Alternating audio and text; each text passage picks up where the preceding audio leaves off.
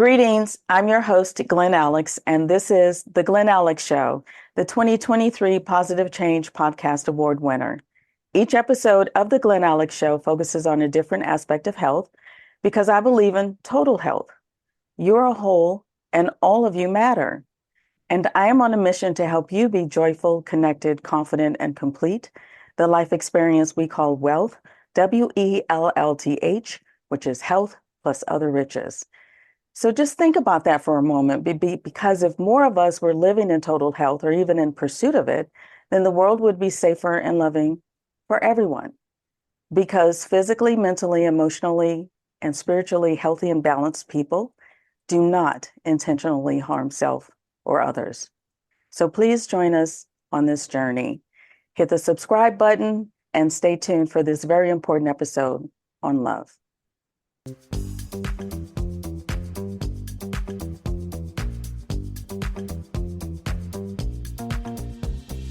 Welcome to the Glen Alex Show, where your health matters, set your mind, let it flow. Joyful, connected, confident, complete. Let Glen Alex help you back on your feet. The Glen Alex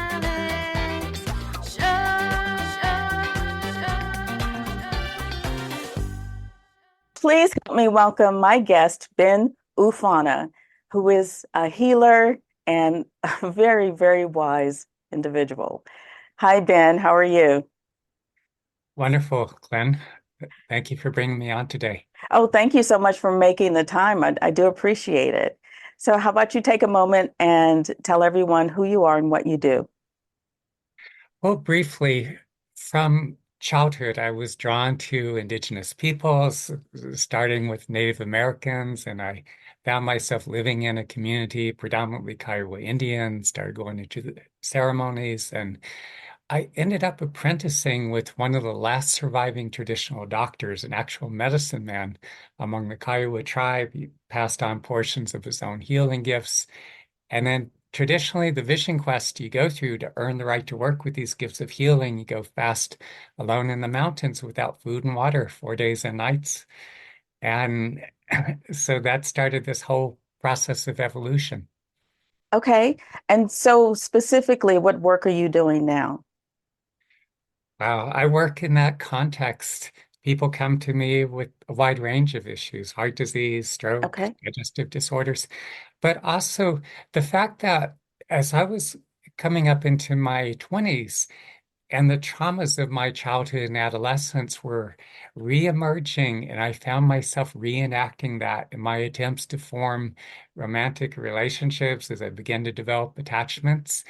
And so because of that, I had to find a means to heal my own woundedness.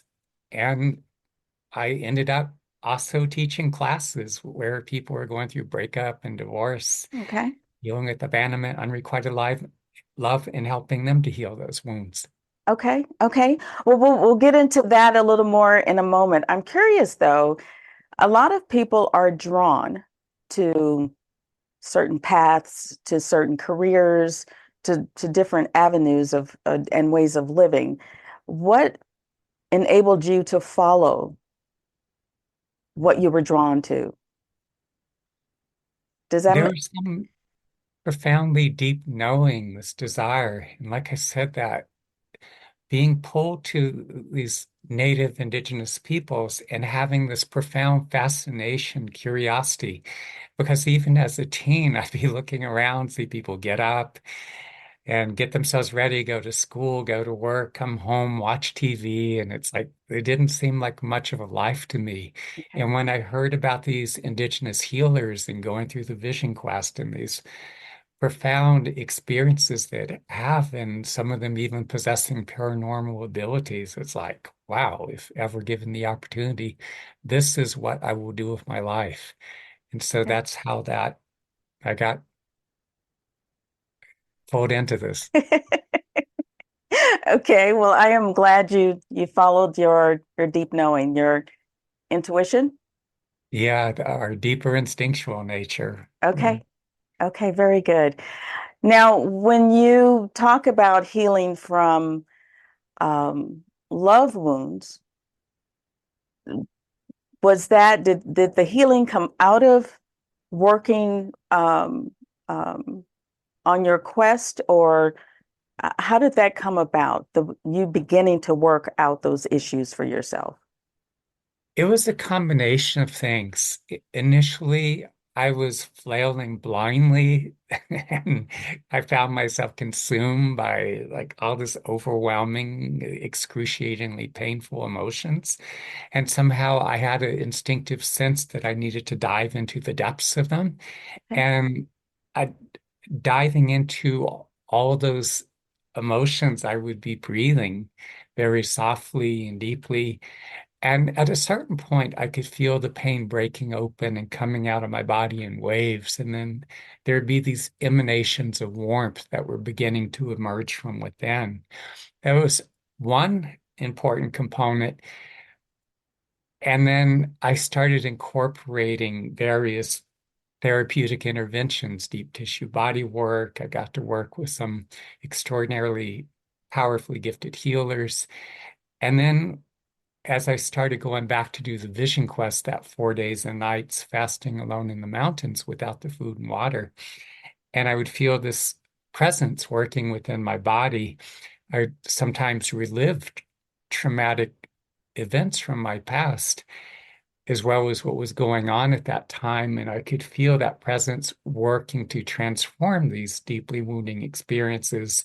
I'd be digesting the experiences, the emotions, and it would be enabling me to build this foundation I didn't have before. And from that, I could relate in ways that are much healthier. Okay. Yeah. Mhm. Okay. Well, again, many people are pulled towards something better, something healthier, and yet they ignore that the gravity that's pulling them to live better and to be better. Mhm. Even though dealing with these wounds is uncomfortable, unpleasant, downright painful, Mhm.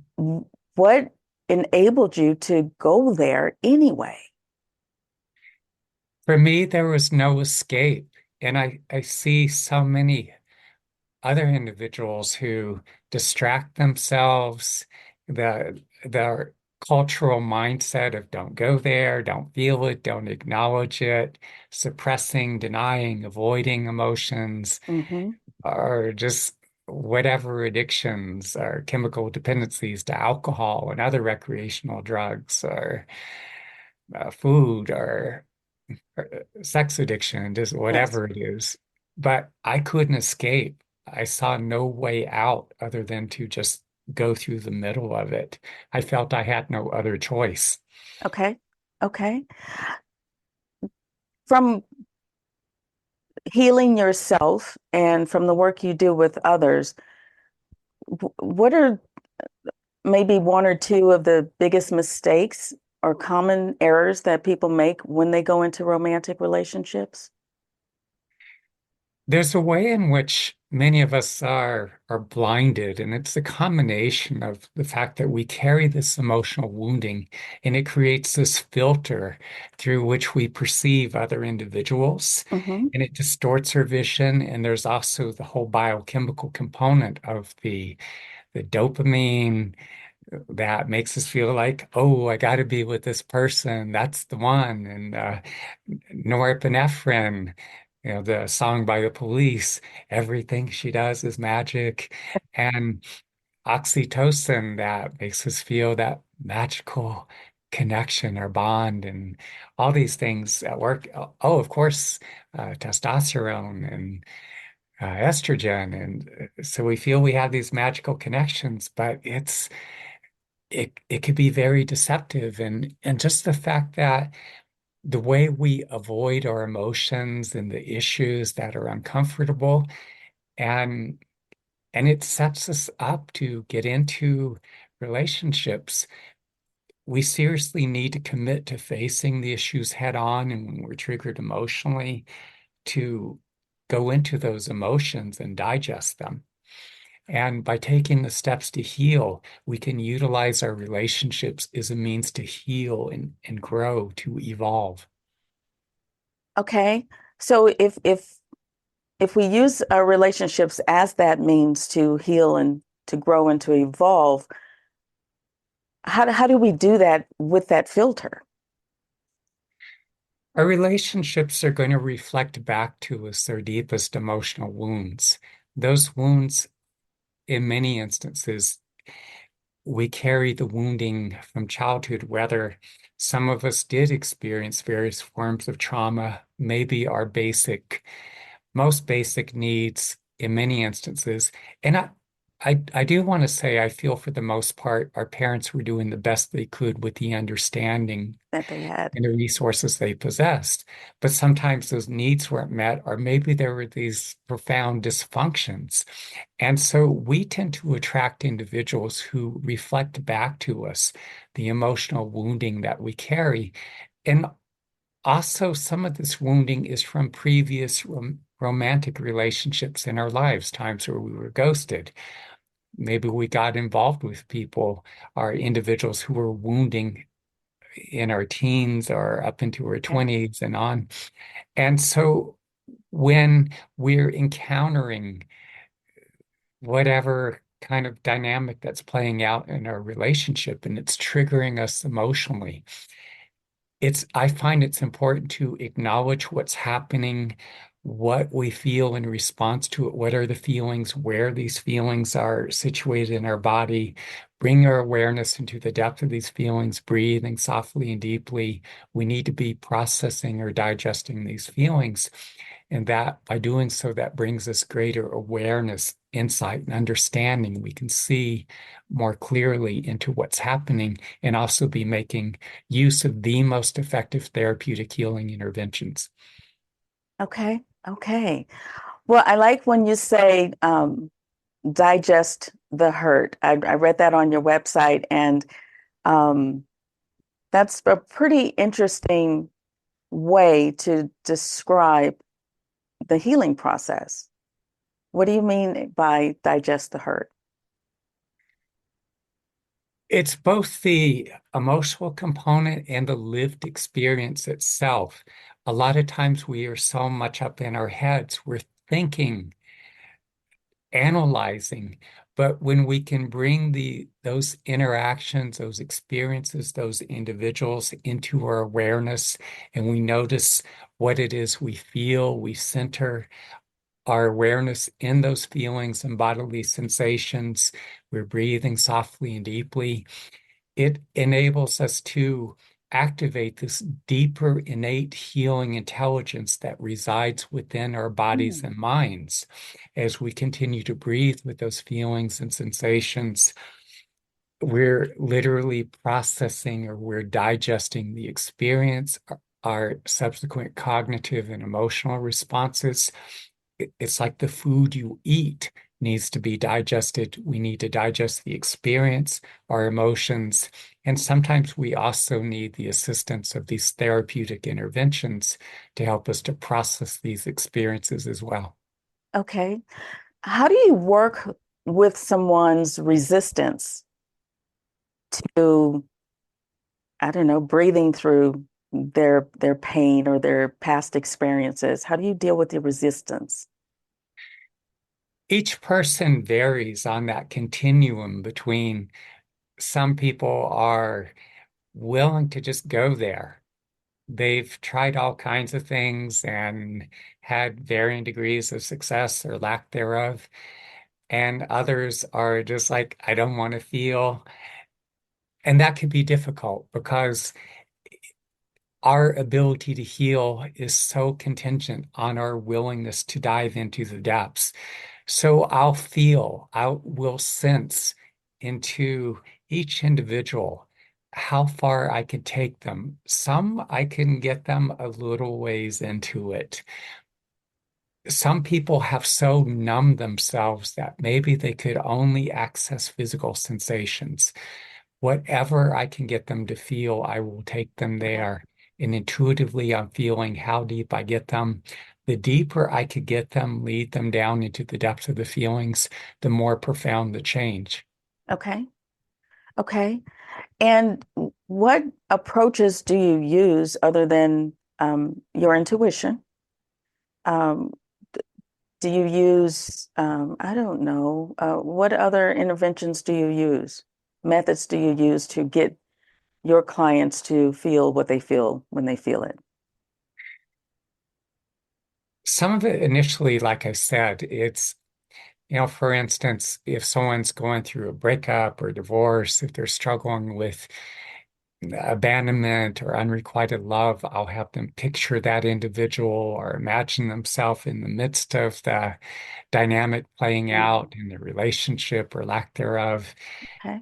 Hold it in their awareness, feel whatever they can feel, and center their awareness where those feelings reside, fully immerse themselves in the feelings, breathing very softly, very deeply. That's the practice itself. That's one version of the practice. Okay. Yeah, but that's how I lead people in. I can describe other practices later, but that's the initial version. Okay. Well, I'd like to hear about another version now, if that's okay. Okay. Well, one of the things I notice is that there's all kinds of emotion and lived experience locked up in different parts of the body. And there's a lot of numbing or disconnect, dissociation. And so sometimes I will have people just center their awareness in the chest cavity where the heart and lungs reside. Other times, maybe I'll take them down deep into the intestines themselves. And I know when I first did this, for instance, going into the chest cavity, at first I experienced a lot of numbness, wasn't registering much, but as I kept doing this night after night, there were faint vapors of feeling. Then it got Mm. stronger every night, longing, emptiness. After a while, my whole chest cavity was aching. And as I kept processing these emotions, I could feel this outpouring, like this feeling of connectedness to a higher power. And I noticed that there was this clearing out, and there was like it just removed a lot of the barriers so that it became easier to connect with other individuals. I was drawing more love into my life. Okay. I was going there with you as you were describing it. It sounds very liberating. Very. Mhm. Okay. It's only a taste, though. It's barely a taste. Okay. And how does dealing with the grief and fear that gets trapped in the body, these wounds, how try getting freeing them from the body, how does that impact health? The grief, the sadness, the hurt, I mean, that accumulates within the body. And I don't know that I could say it's going to be or manifest as a specific illness, as heart disease or stroke or digestive disorder or something, but eventually these emotions, these stresses, and I feel it's many different issues or challenges over time that I'll work with people that I have a lot of people coming to me in their 50s and 60s and 70s, and they've gone through their lives and they've just avoided, they just didn't want to deal with a lot of things. Maybe they just didn't know how. And over time, it precipitates some major health crises. And so I will encounter those individuals. They're experience the heart attack or stroke or cancer or maybe some major accident or something. And years, decades of all this emotional wounding they haven't dealt with, and it's all coming out, and it's Mm. a lot to address all at once because I'm addressing, again, being trained by a traditional Native American doctor, the physiological issues, facilitating the healing thereof, but also this massive cleanup of years or decades of all the emotional backlog that they haven't dealt with. Okay. So in working with someone, for example, who has heart disease, Yes. and you work on the physical illness, if they don't work on the other emotional issues that are repressed, how well do they heal the illness? By the time they have what I refer to as major blowout, another kind of slangy way of saying it is they blow a gasket. They're so flooded with all this emotion, they're consumed by it. By that point, it's difficult for them to avoid it. Okay. Now, other times, I've had individuals come to me, maybe they're in their 20s and 30s, and they're struggling with a lot of these digestive issues, Crohn's disease, colitis, irritable bowel. And I've had some individuals who were incredibly resistant. They just don't want to feel. And one individual that I worked with, Manhattan's Upper East Side, it was like, I don't want to go there, just fix the problem. And I'd have her with her eyes closed 5 minutes. Can I open my eyes now? And it took a lot longer. She would have these uncontrollable bouts of diarrhea and very reactive emotionally. It amazes me that she even stuck with the process. In her case, it took a year and a half. I've had other individuals like 5, 6 sessions, and they were in enormous pain to begin with, passing blood in their stools. Mm, And yet, 5 or 6 sessions, they healed from ulcerative colitis and no longer in pain or passing blood in their stools. Even the woman on the Upper East Side is, even though it took that long and not dealing with the emotional component slowed it okay. down dramatically, but eventually she got to where she could eat pretty much whatever she wanted within Okay. reason, and it did heal. It just took a whole lot longer. Okay. Okay. Now, am I able to ask if do you use hypnosis? Do you use uh, supplements, herbs, or anything in your treatments? I don't. Okay. Initially, it's teaching them these specific forms of mindful meditation practices. It's a Okay. system that I developed. But being trained by a traditional Native American doctor, indigenous healers act as conduits. We allow other forces, beings, and other presence to work through us. And Okay. so I will have these individuals laying on the massage table that I use and with their eyes closed, and I allow this presence to work through me.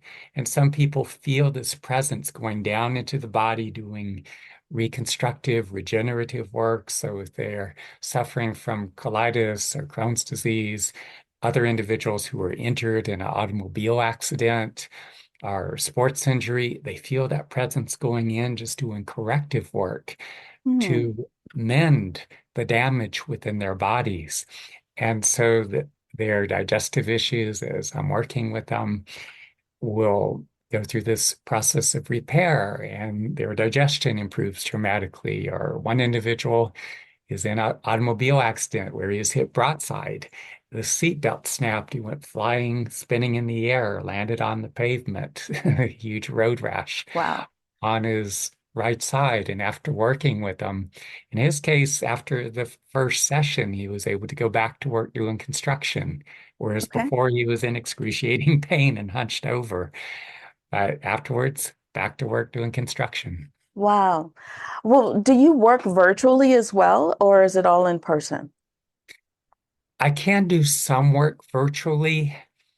I much prefer to work in person because I can teach the practices, the system of mindful meditation practices over the phone anywhere, anyone in the world. People do tell me they feel some transmission of power. I like to deliver 100%. I feel tremendous concern for each individual I work with. Okay. And what I find is when I'm able to work in person, there is so much more that is done, that presence working through me, working, going into the body to do this regenerative process, and much, much more can happen. So whether a person can travel to see me, there are times where people say, well, look, you want to come to just yesterday, I was speaking with someone. They're having me come to the San Francisco Bay Area. I will Oh, stay okay. for about 6 days and be working one-on-one with these individuals, this Wow. family and their friends. Okay. So I will do whatever I can on people's behalf because I'm committed to get the results. Okay. Awesome. Awesome. Where are you located though? At the moment, I'm in northern Idaho. I will be in New York City off and on for about 4 weeks. Okay. And upstate New York, San Francisco Okay. Bay Area, So you move around. Kansas City area. Okay. Uh, yeah, wherever. There are times I've worked in Europe. I've spent a lot of time in India, Sri Lanka. So I move about. Okay. Okay. Well, as a clinical social worker, I know the importance of having really good mental and emotional boundaries Mhm. to so I don't take my clients' stuff and as my own. How do you take care of yourself after being 100% involved in your clients' care and treatment? I'm fortunate that serving as a conduit, as I said, like these traditional Native healers among the Native Americans, other indigenous groups, that there's a protective function Hmm. that helps me to process, transform. I do notice at times that my body is utilized as I'm working with people to help with the processing of the trauma, the wounding that these people carry. But there's this protective process so that I don't take on or internalize. I do have to be careful to make sure I am getting adequate sleep. I think the biggest challenge for me is the airlines in more recent years, especially with what they call code sharing, where they've all partnered up. So they are packing the flights at 90 something percent occupancy. And Hmm. when you're sitting jammed up next to each Yes. other and the rows are closer. And so after I get off the plane, I will just sit and I will breathe all the sensations I feel in my body and just kind of bleed out that residual from people around me, and also doing walking meditation. I will just drop down into the feelings and sensations. I could feel my aura, the electromagnetic field around me expanding, Okay. and the Earth's electromagnetic field interacting with my own, and I could feel this dissipation of that residual that I would pick up being on planes. Okay. Okay. Well, I have clients who have been dealing with, say, anxiety for most of their lives. Yes, And some have said that they waited so long to get help because they thought it would just go away. You know, that adage, time heals all wounds. it doesn't. It doesn't. What else is needed? We need the intervention, like the practices that I was describing. One of the most basic practices, again, I've developed a whole series, is acknowledge what it is that's challenging you. Person, circumstance, situation, issue concerning you, acknowledge it. That's one. Two, what do you feel in response to it? Three, where these emotions, these stresses, where do they reside in your body? Fully immerse your awareness. Go where you feel it, whether it's in your chest cavity, your abdomen, where is it in your body? Fully immerse your awareness and the depth of those feelings and sensations. Breathing as softly and deeply as you can. And saying that, breathe all the way down to your abdomen. Expand your rib cage. If you're just breathing shallowly, those feelings don't process. When you Okay. breathe very, expanding your rib cage, taking those full, deep breaths as slowly, as deeply as you can, it engages the deeper innate healing intelligence. And as you're processing, as you're digesting these experiences, that helps you, enables you to process these lived experiences. Combine the most effective interventions, whether it's with a psychotherapist, you're doing deep tissue body work, you're working with a gifted healer such as myself, and if you're really hardcore, maybe even go through the Vision Quest. Okay. Okay.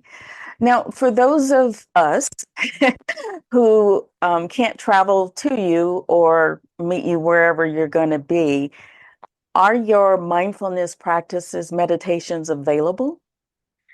You can reach out to me through my Okay. website, Okay. benufana.com, through my Google Voice number, 332-333-5155. There's, you can go through the contact page on my website. Okay. There is a link, refiningrelationships.com, and you can just book a session with me for that. But a lot of people are Okay. dealing with other kinds of issues. You can reach out to me. I do feel tremendous concern. If it's some issue that I'm not able to address, I will tell you that straight out. And if there are other interventions that I feel will be more advantageous for you, I will tell you that as well. I want you to get the assistance, the intervention you need. However, if I can work with you as well, I will let you know how Okay. I can assist you. If you can't travel to where I am located, the practices will still be of, for the vast majority of individuals, will be a vast benefit to you. If there are other interventions I feel you need to combine, whether it's psychotherapy, working with an acupuncturist, doing the deep tissue body work, again, I want to see you get the results you need. And Okay. so other interventions that I feel will benefit you, I will recommend them because I want you to heal Okay. and be evolving. Okay. Awesome. Awesome. Now,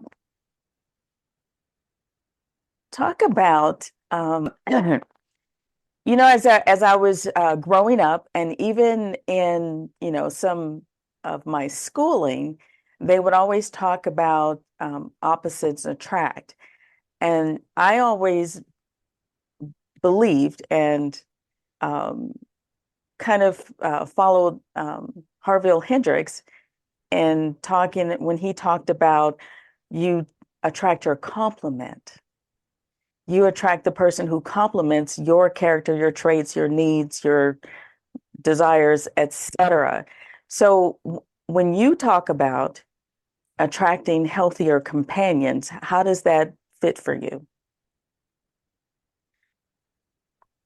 Initially, I find that many of us have a tendency to attract individuals who reflect our emotional wounding. Uh, Now, some individuals are just fortunate in that maybe they do attract someone into their life who is very loving and very nurturing.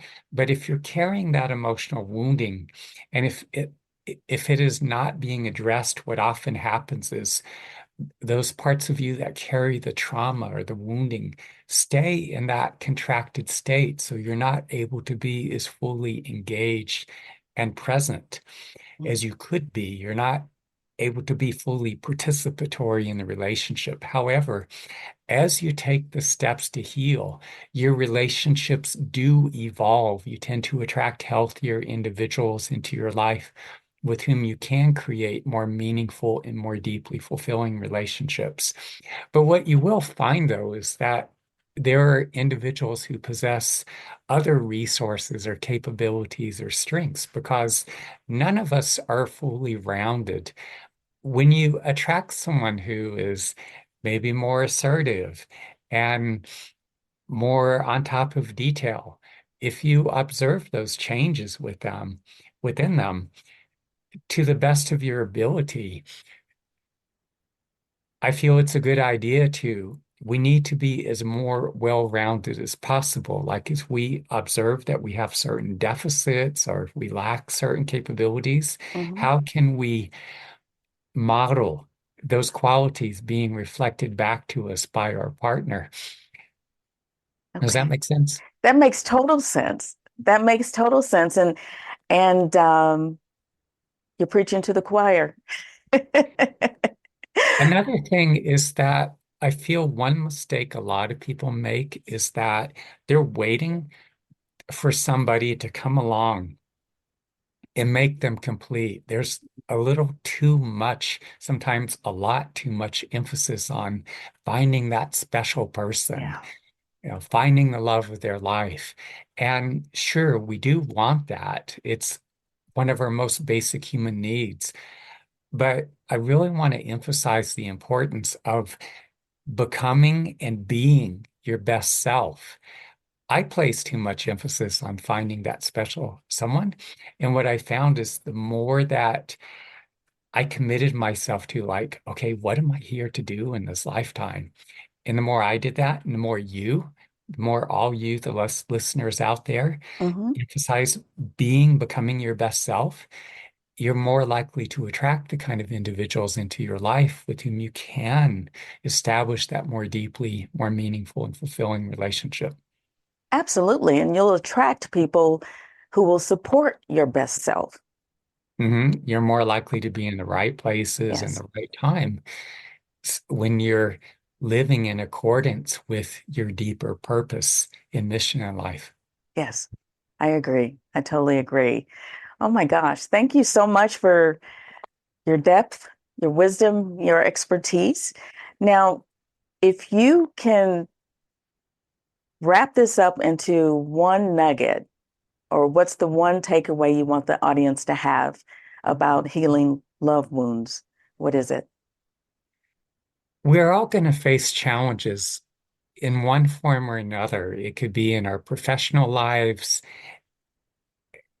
and a lot of times these are carryovers from it could be childhood wounding, or maybe that wounding or those limitations may be reflected to us by those individuals that we find ourselves attracted to or that we end up getting into a relationship with. But whatever challenges are whatever it is that's triggering you, if you take that and to the best of your ability, you say that, okay, so this is what's being reflected back to me. How can I use this?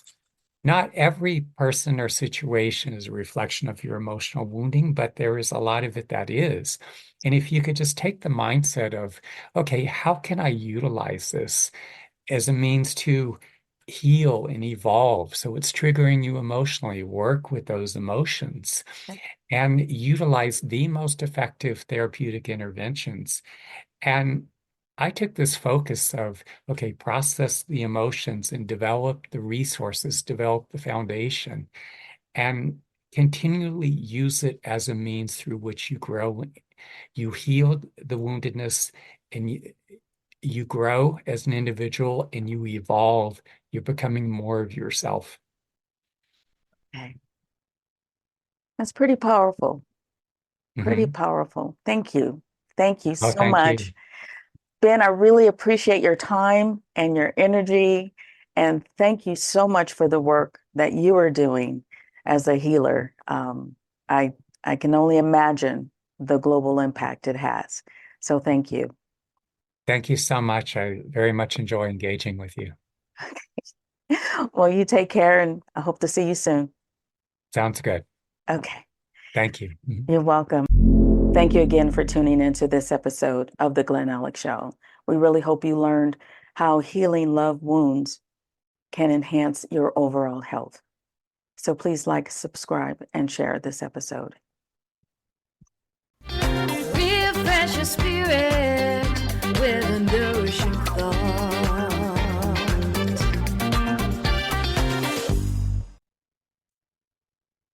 Please allow me to leave you with this nourishing thought. Lucille Ball said, "Love yourself first, and everything else falls into line." You really have to love yourself to get anything done in this world. It's February, the time of year we celebrate romantic love. While Valentine's Day can be exciting and loving, it's only one day. That means for the most of the remaining year, love is not a priority. My hope for humanity is that we experience and share authentic love daily and beyond romance. Getting there, however, requires a deeper understanding of what true love is and why it's so vital for each of us individually and for the collective humankind. Healing wounds from abuse, trauma, separation, divorce, and grief is the path to love's abundance. Healing means that you honor yourself enough to acknowledge your pain, to seek help, to do the work, and to love you, which will enable you to more authentically love others. To learn more about authentic love in your health, please visit glenalex.com, order your copy of my award-winning book, Living in Total Health, read my blogs, and book your complimentary consultation with me. Then tune in to the next episode of The Glen Alex Show, the 2023 Positive Change Podcast Award winner. And until next time, be well.